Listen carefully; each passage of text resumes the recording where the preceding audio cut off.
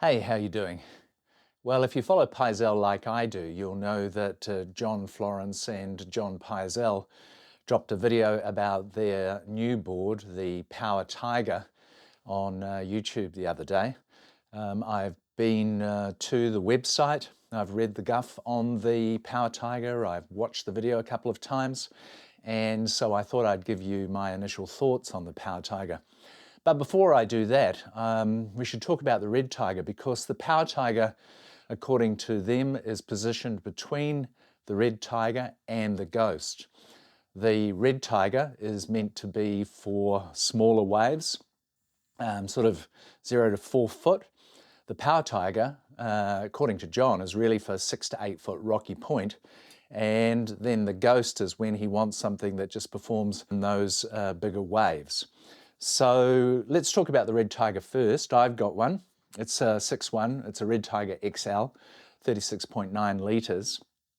So if you look at the outline of the Red Tiger, it's got a fairly full nose for a Pyzel high-performance surfboard. It's got quite a wide, blocky, rounded squash tail. And if you look at the wide point, it sits just behind center, so it is a high performance sort of position for the wide point. It makes me surf off my back foot a lot more than I normally would, and when you surf on the back foot on it, it gives it that looseness. So the outline generally is sort of high performance, but a little bit wide in the nose, wide in the tail, and it has that wide point just back from center. The rails are a little bit, they're not boxy, but they're full, but they do taper down as they get to the outside. The contour is the most interesting thing about the Red Tiger. It starts off in a single concave, which very quickly turns into a double concave, and then quite a radical V in front of the fins. That radical V sort of mellows out and goes with the double concaves through until the tail, where there's just a slightly V left.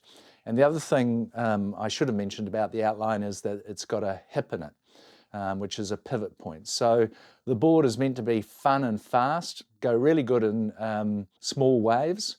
My experience with it now is that I've ridden it in 2 foot cloud break, where it was great. I rode it at Wilkes Pass when it was a solid 6 foot. Went really well, but you did notice that blocky tail, which sort of hindered particularly my bottom turns a bit. And I've ridden it in everything else in between here in New Zealand, from mushy surf to 4 to 5 foot waves. For me, the board doesn't suit mushy surf. It is fast, absolutely it's fast, but in my view it needs good waves with sort of curl, with cup in the face of the wave, which I think is probably what happens in Hawaii. The waves have got push, they've got power, they're still steep, and you know, the board was essentially designed in Hawaii, so I think it works there, although John Florence says he would ride it at trestles, for example. So my view is it works good in good small waves. It doesn't work well for me in mushy waves that don't have much power in them. So let's go to the Power Tiger, which, as I said, is sitting between the Red Tiger and the Ghost. Let's have a look at the outline firstly. So Pyzel has pulled the outline of the nose in a little in comparison to the Red Tiger, which it's based upon. The tail has also been narrowed down, and so it's got quite a narrower rounded squash tail than the Red Tiger has. So it gives the curve of the board quite a significantly different curve to the Red Tiger, which apparently allows it to sort of free it up for surfing in bigger waves and more powerful waves, which is what it's designed for. The rails have been thinned out a lot, so it's got a lot thinner rails. Where the Red Tiger sits on the water, the Power Tiger sits a little bit in the water, and apparently the Ghost sits right in the water. So that's the difference between the three. The contour, we haven't really heard much about the contours of the bottom of the board yet. I assume that they're the same as the Red Tiger, but we don't really know. We don't know whether or not the hip has been kept yet, but it seems like the contours and the hip probably have been kept, but I'm sure we'll find out when Pyzel talks more about the board. So it seems like the Power Tiger, it's made to handle the speed a little bit more with the overall design, to allow more powerful turns to hang in there. Doesn't push back because the rails are a bit thinner. The curve allows it to get up in the lip apparently a little bit more easily, and makes it, the overall makes it much more responsive. So it's definitely a high performance board, and it's made for those bigger, more powerful waves. One of the things I forgot to mention was the flatness of the Red Tiger's bottom contour. That obviously has got quite a large flat area, which allows it to accelerate through those smaller, less powerful waves. Pyzel has apparently changed it. He's kept a little bit of the flatness in the Power Tiger, but that has been narrowed down. And obviously with the addition of a little bit more rocker in the front and in the back of the board, it's changed the characteristics of the performance. So I guess the question is, would I buy one? No, I wouldn't. For me, in the surf that I surf in here, the Power Tiger doesn't make a whole lot of sense. We don't have Hawaiian 6 to 8 foot rocky point here.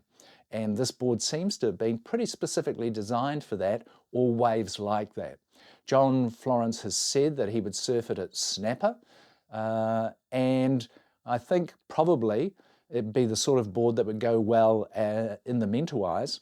But then anecdotal feedback has been coming back, and the Radius Prime is getting a lot of positive feedback in the Mentawais. So Pyzel's essentially possibly created two boards that compete with each other, the Radius Prime and the Power Tiger. We'll find out.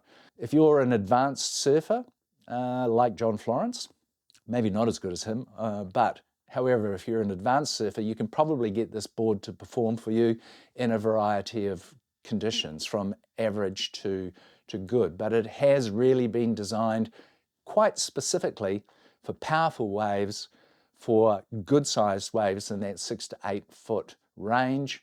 Although if you look at the Pyzel website, it says it's really positioned in 3 to 8 foot, but you know, I don't think so. I think it's more like 5 to 8 foot powerful waves that are hollow, where the board will perform well. But right now, I wouldn't buy one. I'll wait and see what everybody else says. We'll hear a little bit more in terms of description from Pyzel, undoubtedly.